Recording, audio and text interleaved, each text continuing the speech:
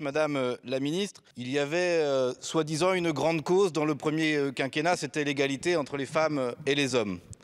À part un indice dont nous sommes tous témoins de l'inefficacité, pas grand-chose a été fait sur le sujet. Pourtant, il y a là une double peine pour les femmes. Pourquoi ? Parce que, comme l'ensemble des salariés, elles sont frappées par l'inflation du fait que les salaires ne soient pas indexés sur celle-ci.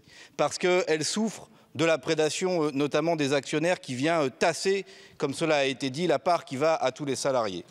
Mais en plus, elles doivent subir une inégalité de rémunération par rapport à la rémunération des hommes. Jusqu'à 24% de différence si on prend en compte l'ensemble des éléments, y compris les différences de secteur d'activité, de qualification, sur lesquels il y aurait un rattrapage urgent et très vif à exercer. Au moins 5% d'écart au détriment des femmes si on cerne seulement les mêmes qualifications, les mêmes postes de travail, ce qui est une inégalité absolument insupportable.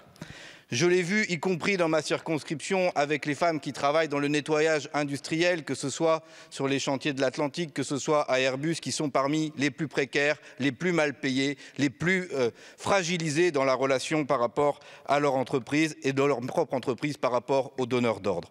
Alors, assez de cet index qui ne sert qu'à montrer que votre politique ne change rien. Il est temps maintenant de passer à des actes, à des mesures coercitives, comme nous vous le proposons.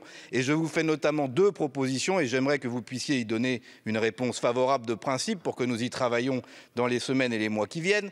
La première, de créer une véritable commission de contrôle sur les inégalités de salaire entre les hommes et les femmes dans les entreprises pour que les représentants du personnel soient informés et aient les moyens d'agir. La deuxième, qu'il y ait une prime obligatoire d'égalité dès lors qu'il y a un manquement qui est constaté ou seulement suspecté.